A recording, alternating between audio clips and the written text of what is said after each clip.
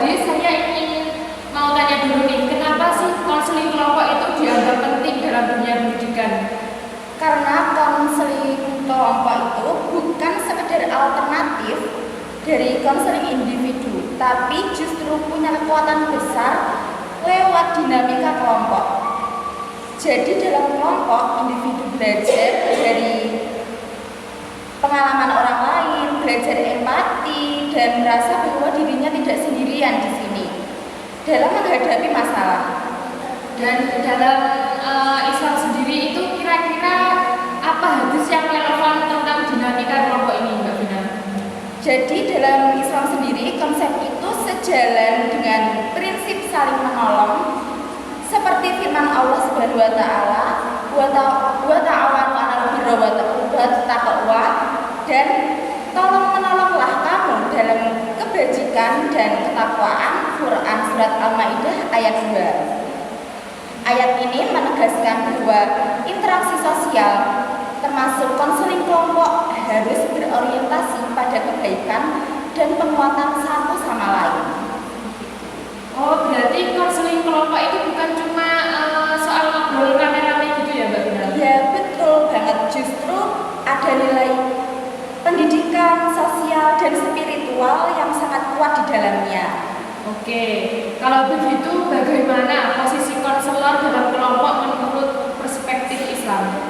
Dalam Islam sendiri dan juga teori humanistik, konselor tidak diposisikan sebagai sesosok yang paling benar atau paling berkuasa.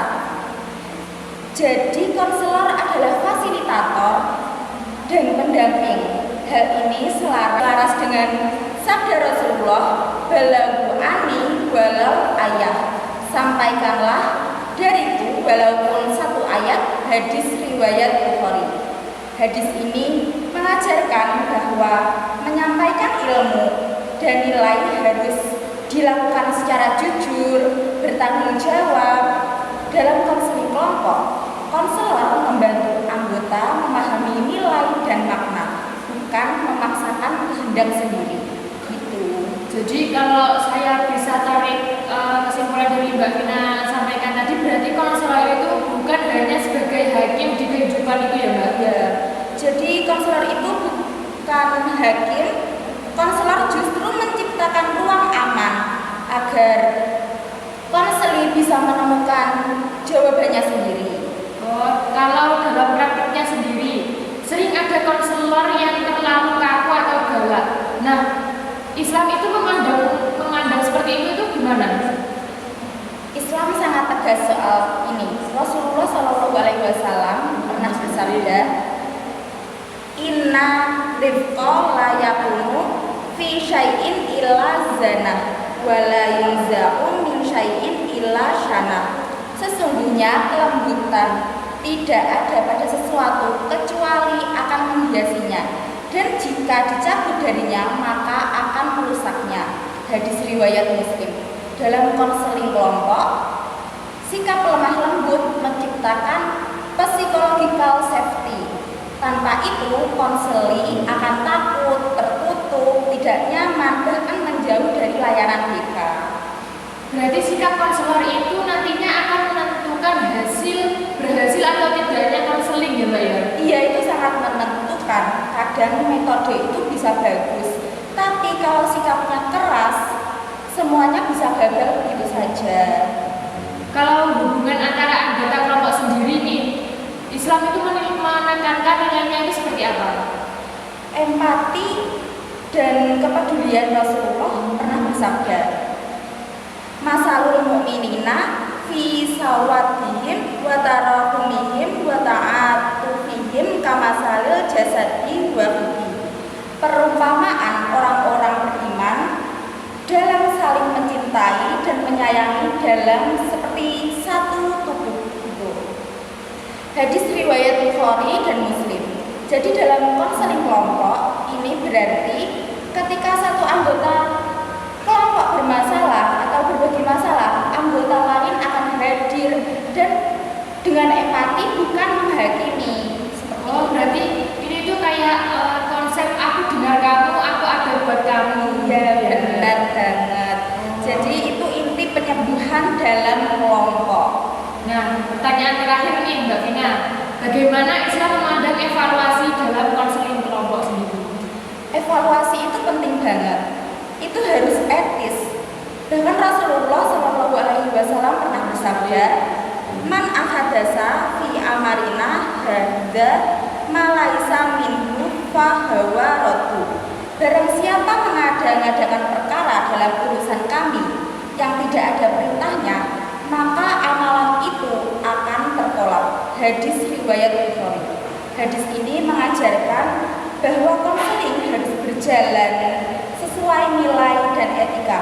Evaluasi harus berjalan dan dilakukan untuk memperbaiki layanan, bukan menyalahkan konseling. Berarti profesionalitas dan nilai Islam itu jalan seiring gitu ya, kayak bareng-barengan gitu ya. Betul, keduanya itu saling beriringan dan saling menguatkan. Nah, sebagai penutup podcast kita hari ini, apa pesan utama dari pembahasan ini Mbak Vina? Hubungan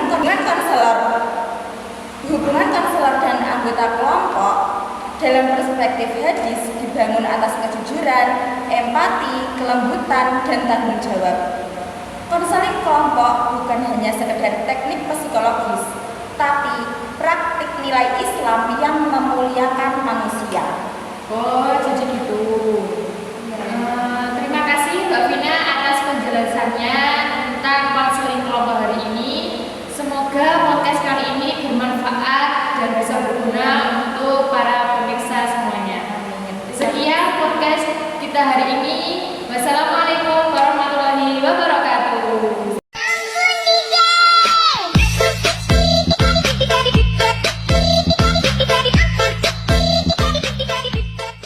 Aku belum mau dengan kakak Ikvina. Oh, wow. 我爱北京天安门，天安门上太阳升。 Episode kita kali ini kita akan membahas tema yang cukup serius.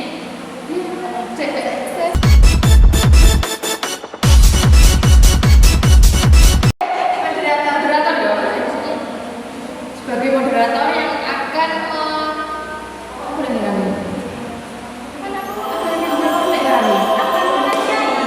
menanyai perihal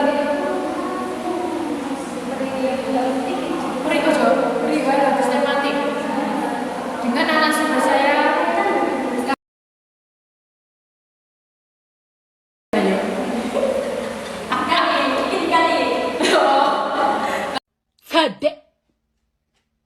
Oh my God, what is that?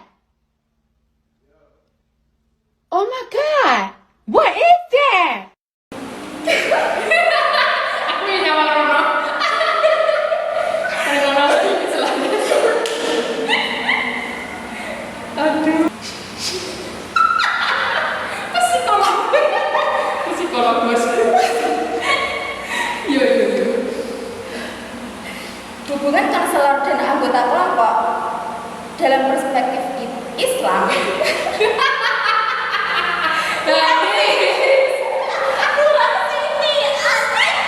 Semangat. Hubungan Kita hari ini. Wassalamualaikum warahmatullahi wabarakatuh. Wabarakatuh.